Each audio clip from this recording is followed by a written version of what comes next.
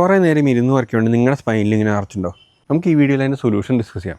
ഇത് വരാനുള്ള 2 കാരണം എന്ന് പറഞ്ഞാൽ നിങ്ങളുടെ ആൻറ്റീരിയർ ആയുള്ള ചെയിൻ, അതായത് ഫോർ എക്സാമ്പിൾ എൻ്റെ ഈ ടീഷർട്ട് ഒരു ആൻറ്റീരിയർ ആയുള്ള ചെയിനാണെന്ന് വെച്ചോ, ഇത് ടൈറ്റ് ആണെന്നുണ്ടെങ്കിൽ എന്നെ ഫ്രണ്ടിലോട്ട് പുള്ളിയുണ്ട്, ഇത് ഒരു കാരണമാണ്. പിന്നെ അതുപോലെ തന്നെ നിങ്ങളുടെ സ്പൈനെ സപ്പോർട്ട് ചെയ്യണം പാരാസ്പൈനൽ മസിൽസും നിങ്ങളുടെ സ്കാപ്പുലാർ സ്റ്റെബിലൈസേഴ്സൊക്കെ വീക്കാണെങ്കിൽ, അതിനകത്ത് കുറേ മസിൽസ് ഉണ്ട്, എല്ലാത്തിനും പേര് പറയല്ല, ഇതൊക്കെ വീക്കാണെന്നുണ്ടെങ്കിലും നിങ്ങളുടെ ഫ്രണ്ടിലേക്കുള്ള ആർച്ച് ഉണ്ടാകാനുള്ള കാരണമുണ്ട്.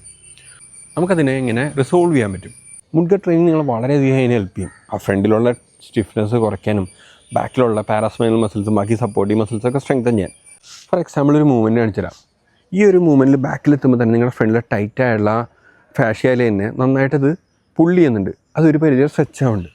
അതുപോലെ ഈ ഒരു മൂവ്മെൻറ്റിന് തന്നെ പല മസിൽസും ബാക്കിലെ പാരാസ്പൈനൽ മസിൽസും കോർ മസിൽസൊക്കെ സ്ട്രെങ്തൻ ആവുന്നുണ്ട്. അപ്പോൾ നിങ്ങൾ റെഗുലറായിട്ട് ചെയ്ത് കഴിഞ്ഞാൽ നിങ്ങളുടെ പോസ്ചർ കറക്ഷന് ഇത് വളരെയധികം ഹെൽപ്പ് ചെയ്യും.